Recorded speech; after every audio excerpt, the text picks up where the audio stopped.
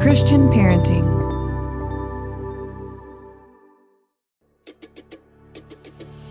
All right, you guys, can we talk about quiet time for a minute?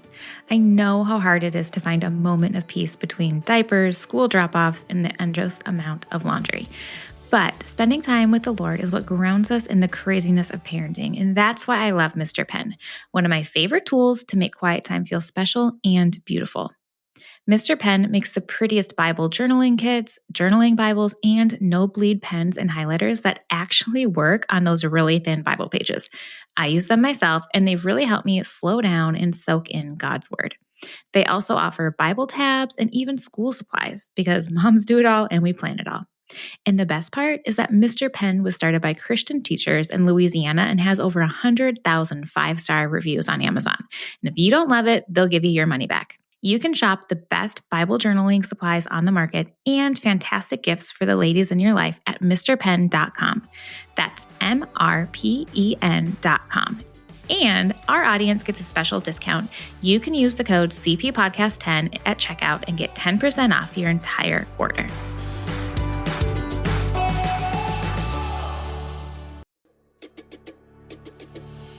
Is your child struggling to stay focused while reading the Bible? The NIRV Clear Focus Bible for Kids uses bionic reading, which bolds key parts of words to help young readers stay engaged and understand more. With generous spacing, a simplified layout, and the full NIRV text at a third grade reading level, it's great for kids who face reading challenges like dyslexia or ADHD.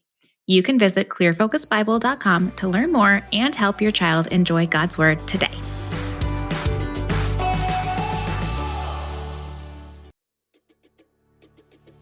Hey guys, and welcome to the Christian Parenting Podcast. I'm your host, Steph Thurling, and each week we have thoughtful conversations that encourage you to raise your kids with intention, faith, and grace. I really hope that this podcast reminds you that you are never alone in this journey of parenting. In today's episode, I am joined by Elisa Johnston, who is a mom, author, and a justice advocate, as she shares what it means to raise justice-minded kids. We talk about how to help our children grow in compassion, navigate today's cultural pressures with biblical values, and take some small steps that make a big difference. Definitely go check out her book, Justice-Minded Kids, Bite-Sized Challenges to Empower Kids to Practice Justice, Compassion, and Love. So whether you're new to the conversation around justice or looking for practical ways to involve your family, this episode is definitely going to speak to your heart and home. So enjoy.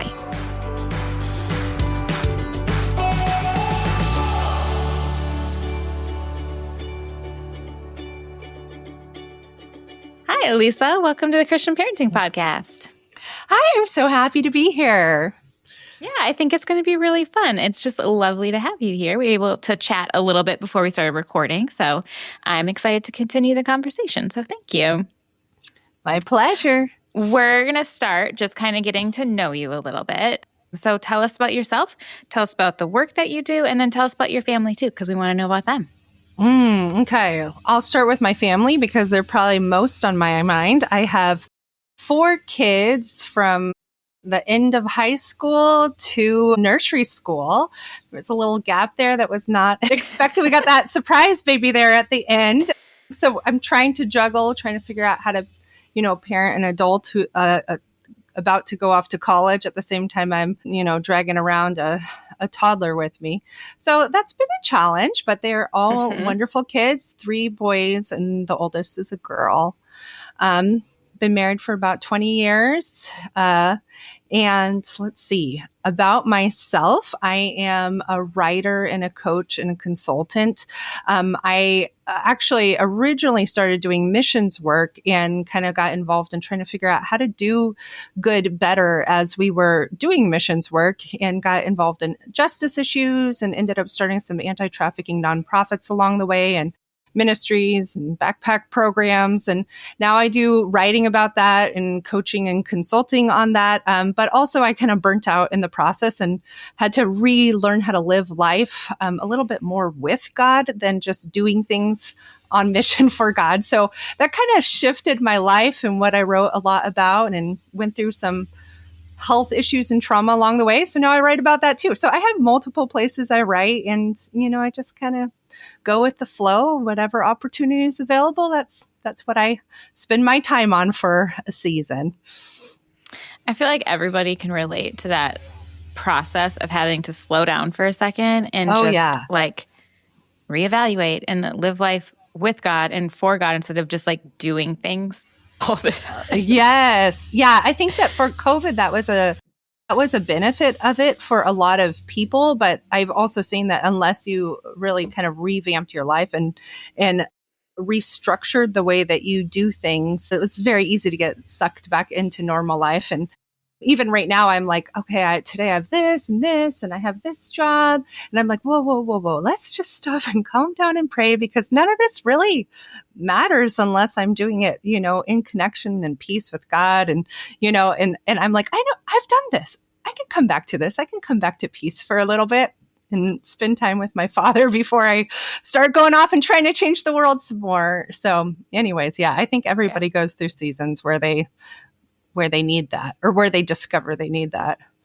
Yeah. And we're just all no matter what you do, whether you work outside the home or not, or what type of work you do, we're just all so busy. Yeah. And everything is so important, but it's like none of it's that important if we're not with God.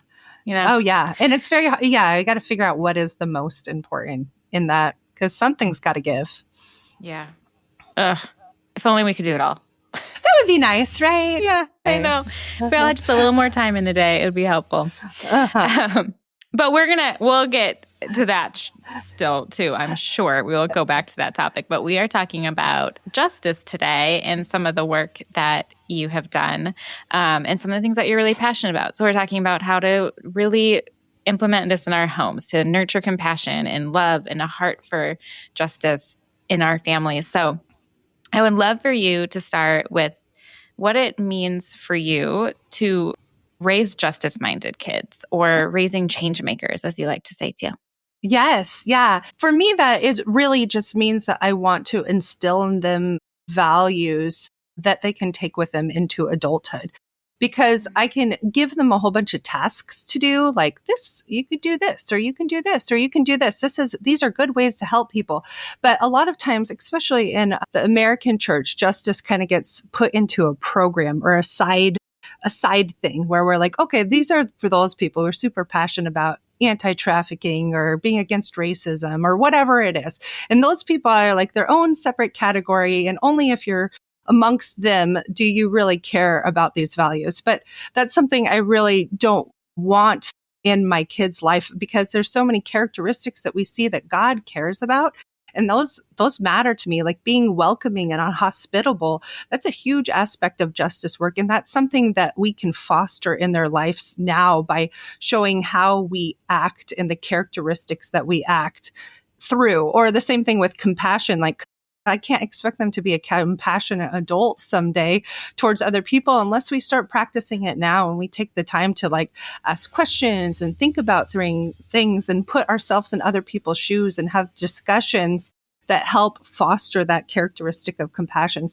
When I talk about raising justice-minded kids or change makers, I'm really talking about instilling a set of values that align with our biblical values more than our American values, which is kind of hard sometimes to say, but sometimes that pursuit of happiness gets in the way of pursuing the good and flourishing of our neighbor. And so kind of trying to help them see where they have the opportunity to step forward and move into God's work of bringing his kingdom here on earth, and how they can do that in their everyday life now. That's really something I'm very passionate about in my own life, but also, to make sure my kids have that also, or, at least are pushed in that direction.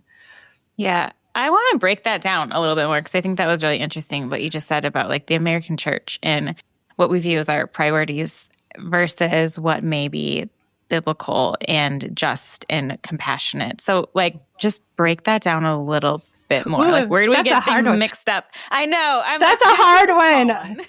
Yeah, we're going to have a few people cancel me after this. I do think that, there are some American values that can align well with biblical values, such as, equality. when we live that out, and that's not an exactly easy thing to live out. There's so many different arguments, especially in the political realm, about what that looks like. And that's not really what I'm talking about. I'm talking about, the spaces here. Let me pause for a minute. So there's a few words for justice in the Bible. They're in there actually a lot, especially in the Old Testament. And a lot of times we just translate them as righteousness, which we have a different meaning for in our own way of thinking. We usually think of that as just being made right in the sight of God, like we have a relationship with him. But when we're thinking righteousness, as in a lot of times it's more translated into like the sense of acts of righteousness or the things that we do that are right in making the world right, or the word shalom, which really means like a peace that comes from people being in right relationship with God and right relationship with one another, and the flourishing, the peace of mankind and humankind, because we're actually caring about one another and working together. And that type of vision is something that we might be able to see in our American values to an extent. But the thing is that when we're all pursuing it for ourselves individually, and we're not considering how that affects the people around us, when both in the New Testament and the Old Testament, when they're talking about you, or that's really a group you.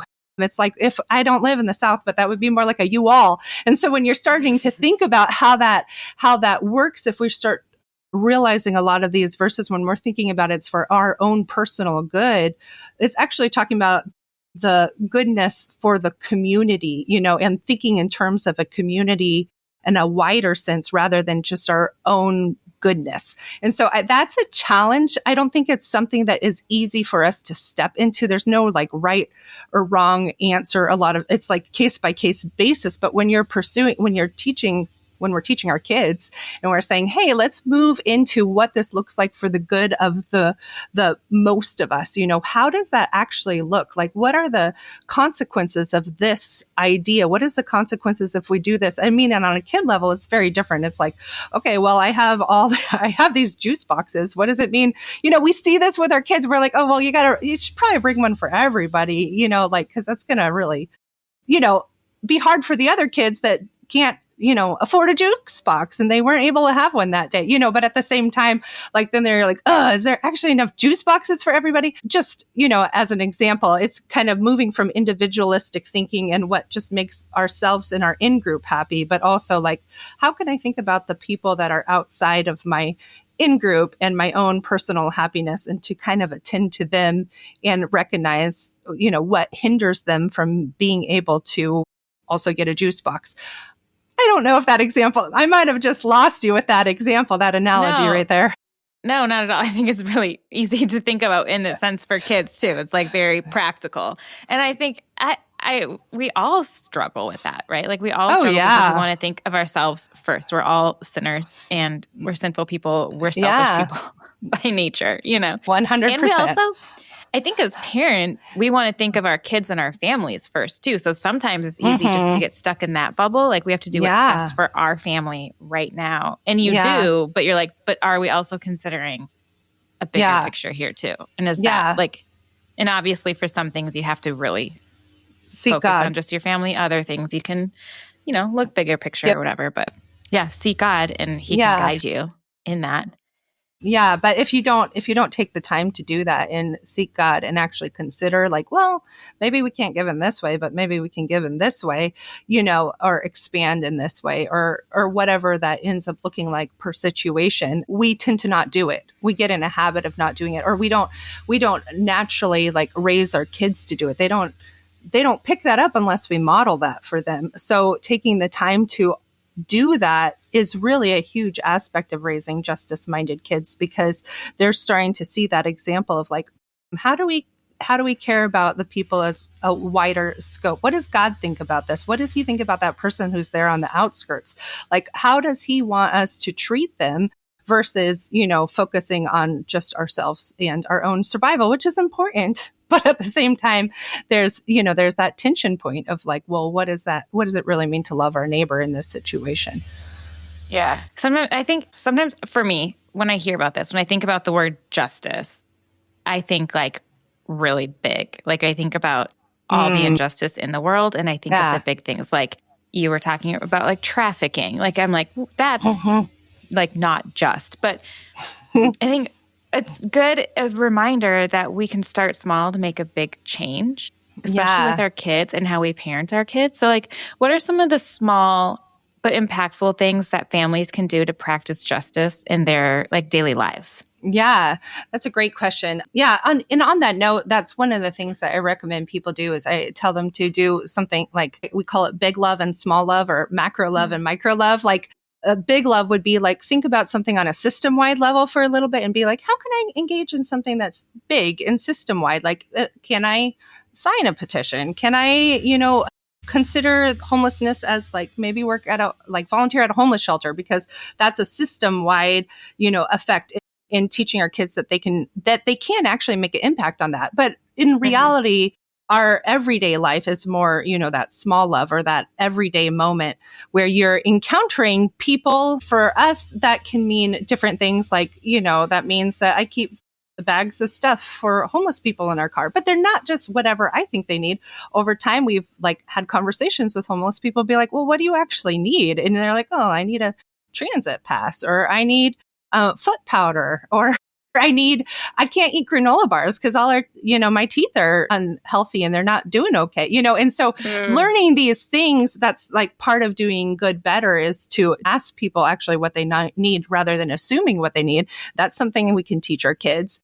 Another thing that we do lots of intentional acts of kindness where we're like, okay, let's pause for a moment, get outside of our own thinking and our own mind. What can we do that would be kind for somebody, that would bless them today, who will otherwise not be blessed? And that trains up, we do this big thing every year, Kindness Quest, which is like we make our road trip kind, and we take, and it's really hard. It sounds like it should be really easy, but it's because we're like in survival mode and on vacation, and we're like, oh wait, we should do something nice for somebody today. And nobody's like, I don't want to do that. We're like, look, it takes 15 minutes. We can do this. Come on, guys, let's think outside of ourselves.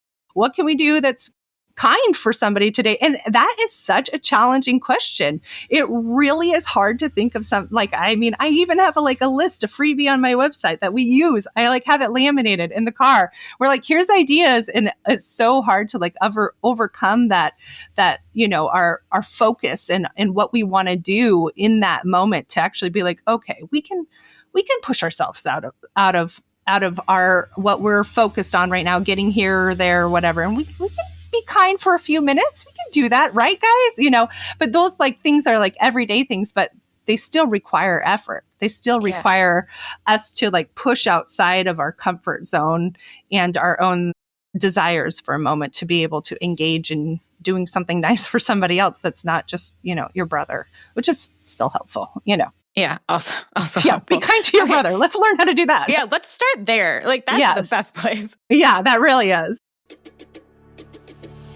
Do you have a child who struggles to stay focused while reading the Bible? Well, the NIRV Clear Focus Bible for Kids may just be what they need. Designed with bionic reading and innovative technology developed by Swiss experts, this Bible bolds key parts of each word, guiding young readers' eyes to stay engaged and understand more of what they read. With generous line spacing, simplified layouts, and the complete NIRV text at a third grade reading level, this Bible is perfect for kids who get distracted or frustrated easily, including kids with dyslexia or ADHD. It builds confidence, encourages longer reading sessions, and helps scripture come alive in a way kids can truly grasp. Plus, it features a reading plan, a satin ribbon marker, and a beautiful, durable leather soft cover that lies flat. You can visit clearfocusbible.com to learn more.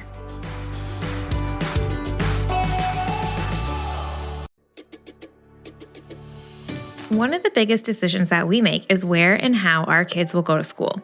It shapes their friendships, their beliefs, and their worldview. And let's face it, it is overwhelming. Public school, private school, homeschool, the choices are endless. And that's why Christian Parenting created the School Simplified Digital Guide. Packed with insightful articles, podcasts, and videos, this free resource helps you make confident, faith-filled decisions about your child's schooling. You do not have to figure this out alone. God is with you, and so is Christian Parenting. So you can head to the Christian Parenting store to grab your free copy of School Simplified, and let's simplify school decisions together. That's christianparenting.org/store to get your free School Simplified digital guide. But okay, let's talk about this road tripping kindness. Yeah, kindness challenge. quest. That's Kindness what we call quest. it. Yeah. Because I'm imagining if you're we've only done one road trip. I don't think we're road trip people. But if you're road tripping and like kids are not being kind to each other, fighting in the back, like things are getting crazy, obviously it's hard to stop and do a kindness quest. Yeah. Like you just said. But after you do, does it change the dynamic? Yes, it does. Yeah. Okay. Sometimes it doesn't change the dynamic in the moment, but I think there's a lot of emotional regulation when it comes to thinking about other people outside of yourself, because usually it's like, wait, I'm not okay. No wonder I'm bickering and fighting and I haven't had personal space for a while. And, and if we can practice that aspect to be like, okay, let's take some deep breaths. Let's pray a minute. Let's kind of center ourselves, ground ourselves. And then we can kind of engage in doing something for somebody else. Or sometimes even the doing something for somebody else can act like a type of emotional regulation where we're like, it's not just about what I want right now. And that made somebody happy. And did you see how they smiled? But then other times it can go terribly wrong. Like, I mean, we used to try to pass out balloons, which we thought was a really great idea. It has never worked very well. We've done it twice. I don't know. People just are like, don't give me a balloon that has nice things written on it, So that didn't go well. And that was super discouraging to my kids because, because they were like, oh, well, that they didn't want it. That wasn't helpful. Like that didn't encourage anybody. Like our goal was in that case to encourage somebody. And then they're like, and then the balloon is going to pop and it's going to kill the sea animals. And, it just spiraled. And so in those cases, it did not go well. So then it's kind of like, okay, well, what do we do when it doesn't go well? Because a lot of times it won't. We've tried to pass out sandwiches in places and it didn't go well. Or there's times where things don't work right. And it's kind of like, how do we recalibrate then as well? Because overall, I feel like it makes us better and more joyful and they remember it. Like years later, my kids remember all these things that we've done and how it's shaped them. But at the same time, there's the times where it doesn't go well and we're kind of like, okay, well, this is who we are, and we're learning and we're giving it, it's all a learning moment. And that's a hard thing to attend to in the middle of a road trip sometimes. Yeah. My husband always says balloons always end in tears. Yeah. That is such a good line. I'm going to take that and for it's myself. Really true. Balloons always end in tears. I don't know why, because they should be so joyful. I know they start with joy and then it's like, it popped or flew away or, they so many things. Yeah. Yeah. They always end in tears. Yeah. Maybe not balloons, guys. That might not be the best one. How in your family have you helped your kids respond when they encounter an injustice themselves? So when they're beyond the road trip, when they're out and about, when they're at school and they see someone getting picked on or something that seems unfair, or they just see something that isn't quite right. They're not in a kindness quest, but they're just living their in real life. Like, does it translate over, or like, how do you talk to your kids about that? Yeah. Actually, I have an interesting story about that. So one of my kids, I found out after a while that they were not thriving in one of their classes. And I was trying to figure out why. And they kind of said some comment about always being put with this one child in their team. And I was like, wait, you just said you were with them on the team last, and I put together that they had been on a team with them like 3 times, and that's not normal in that dynamic. So I reached out to the teacher and I was like, hey, what's going on? Because it sounds like my child is always with this other kid, and this other kid is really, really difficult, and they're going through some really bad stuff and making some really bad decisions. And the teacher was like, I need to apologize to you. I'm going to confess something to you.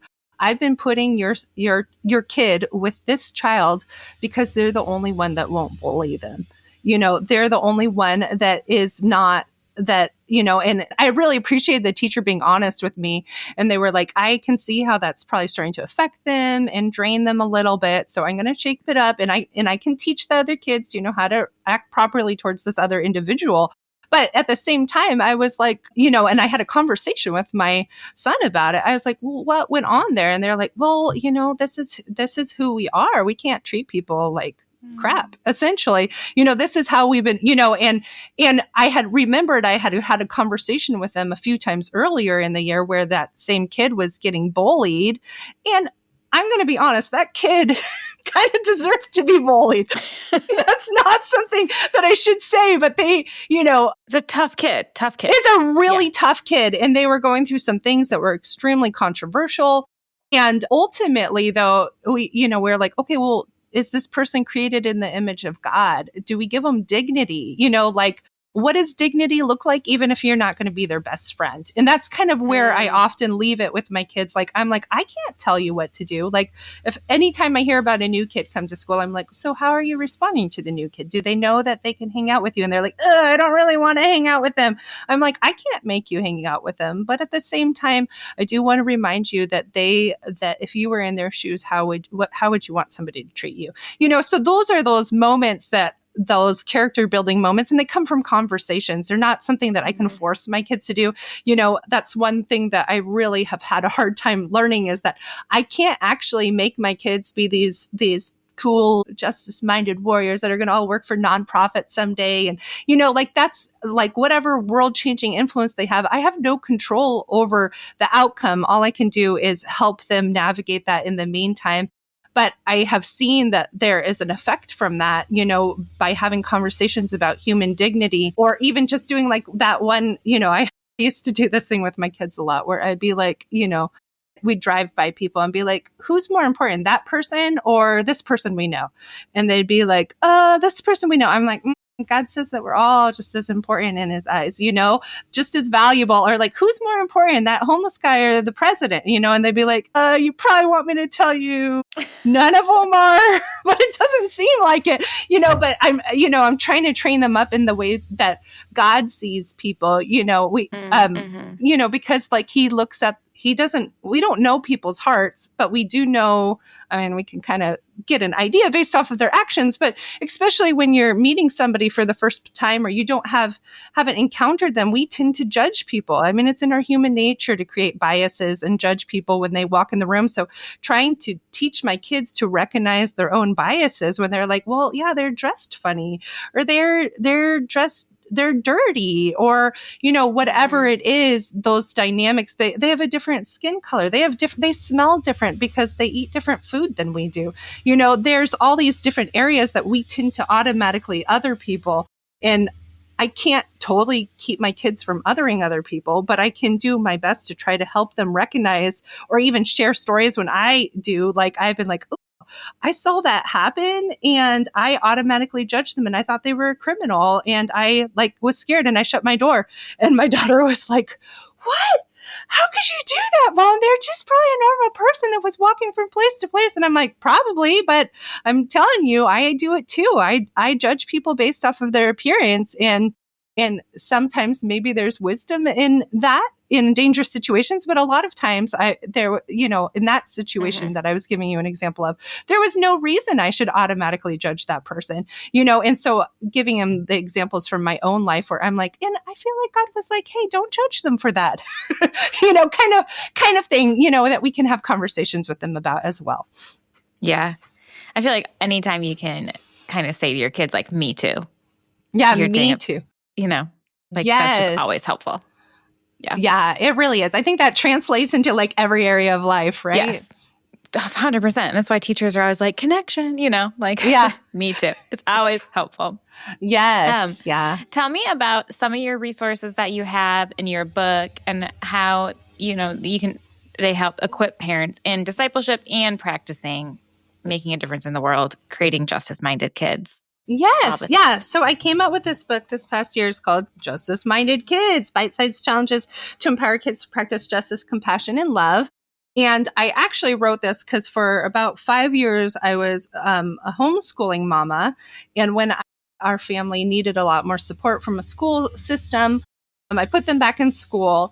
And then I immediately dropped them off the gates and started crying because I'm like, I'm not going to be able to do these things that I love with them. And I love like going to museums and doing these things. And then I was like, and then how are they going to learn about, how are they going to grow in character? And I started kind of like flipping out. And then I was like, wait a minute. I can do this. I know how to teach them how to do this, even though they're not with me all the time. And so I really put it together for myself because I know that I am a busy woman who is going from here to there. I don't have time to do a lot of things. And so I was like, if I just write down these things like value statements and make these like actions that will take like 5 to 10 minutes that I can do with them to practice it, and a way to reflect on it, then we're going to keep it going, And even if I only do one of them once in a while, so I wrote it for myself a long time ago. And eventually I was like, wait, this actually would help other parents, not just me. And so I finally got around to publishing it as a book. So that's there because I know that I am like there's not a lot of resources for parents to teach their kids about how to grow those characteristics in them or to address the issues that come along with justice type stuff or compassion and kindness. And they need ideas. And we don't have enough bandwidth to really do that on our own most of the time. Like we don't have time to invent our own curriculum.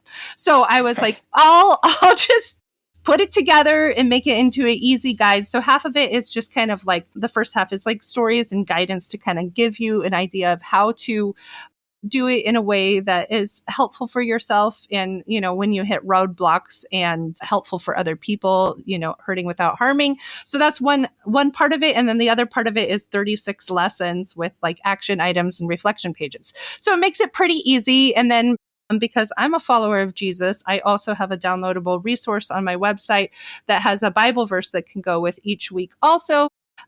Because a lot of us really appreciate that, especially like that spiritual discipleship part, like, connecting it back to the Word of God. So that is there along with, some other things I have on my website that help, resources like that kindness quest list of ideas and, a checklist for summer, different things to kind of help parents not have to do all the work themselves and start from scratch because we don't have time.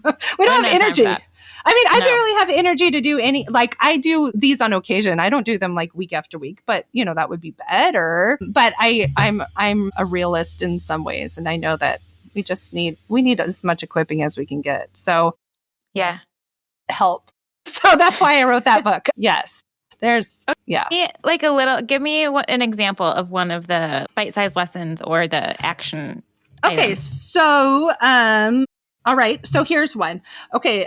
Here's a value mantra that I have for this week. When people nearby are used and not free, we want them to know there's help. So this was a way to start a conversation about trafficking, which is very different with a 4-year-older than it is with a, 14-year-older. Right. However, that value remains the same.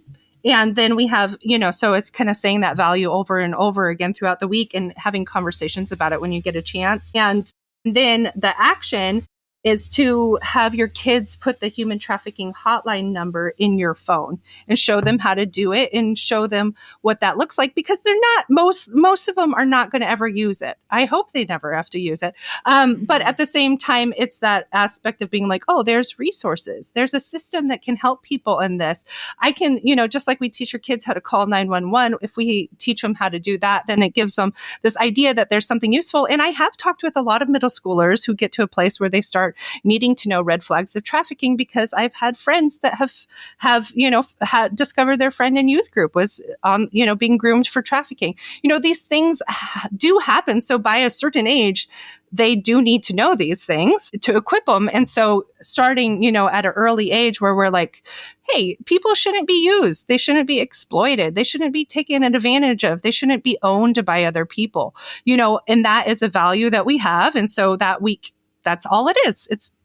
That conversation could take 5 minutes or it could be in the car as you go along. And then the action would take less than 5 minutes also. So there's an example. Yeah. I don't know what the Bible verse is for that week because I didn't bring that with me. That's okay. I'm sure I can think of like a million. I'm sure that it's great. But I feel like that is such an important conversation to have with your kids. But like, I don't even know where to start with that or what words to use. So to have a resource where you're like, okay, this is how I start explaining it to my kids because so many of us are just completely overwhelmed. Yeah, it is. the big injustice topics. Yes, it is. Can be really overwhelmed, but there's a lot of people who teach on it. That's one thing I used to lead workshops on, is about, human trafficking, red flags, helping your kids recognize it at, an age appropriate level. And there's a lot of other people out there who have, that is the beauty, is once you start getting into the world of equipping for justice issues, you start realizing there are people that actually know a lot about it. And I can learn about how to actually interact with homeless people better. I can actually learn how to prevent trafficking from my own home and outwards. I can learn how to give my kids effective tools to deal with racism in their everyday life, because we all live in a very diverse culture, and that is a very real thing that we encounter every single day. So, or at least I do in my life. I don't know. Maybe Minnesota is different, but I don't think so. So I think that is kind of leaning on recognizing that there are resources out there, and they're not all good, but they do exist, and there are a lot of ways to find them. My website that's what it exists for, is to help people find resources on that type of stuff. So, don't get discouraged by the bigness. There's so many big injustices, and they can be overwhelming, and we're not meant to hold it all. That's too much secondary trauma for all of us. That's not the goal. The goal is to learn how to be able to engage when there's an opportunity in front of us.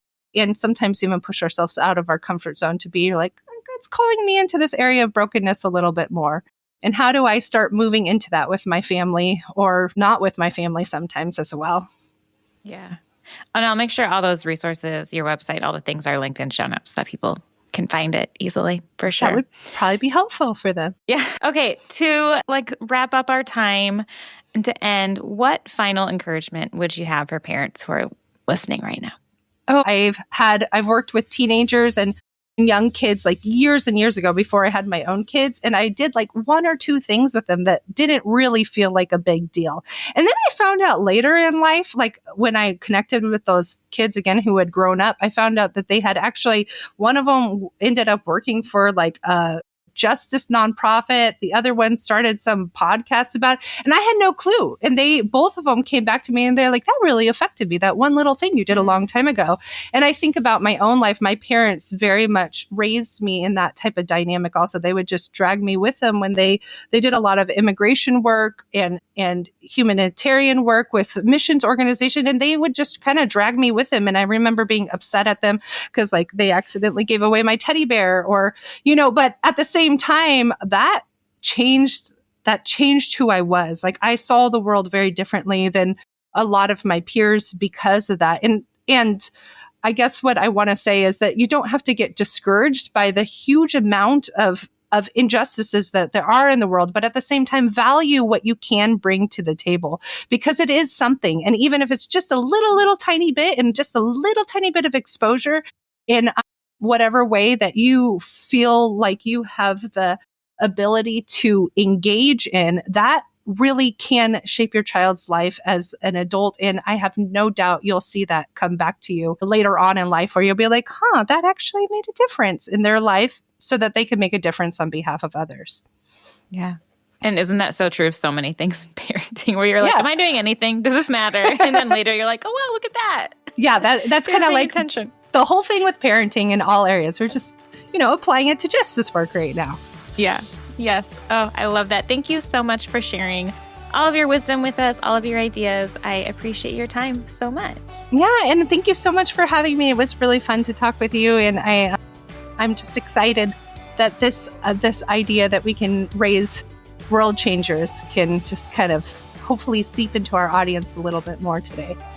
Yeah, absolutely. Thank you so much for listening to the Christian Parenting Podcast. I hope that Elisa's words encouraged you to think intentionally about the values you're planting in your home. And if you love this podcast, please take a minute to subscribe, and review. It all makes an impact, and it matters. May God bless you this week. May your family grow in compassion. May your conversations be full of grace, and may you find joy in reflecting God's heart for His creation right where you are.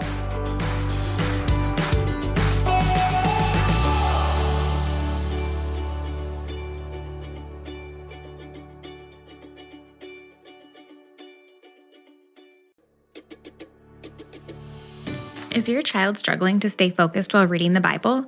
The NIRV Clear Focus Bible for Kids uses bionic reading, which bolds key parts of words to help young readers stay engaged and understand more. With generous spacing, a simplified layout, and the full NIRV text at a third grade reading level, it's great for kids who face reading challenges like dyslexia or ADHD. You can visit clearfocusbible.com to learn more and help your child enjoy God's Word today.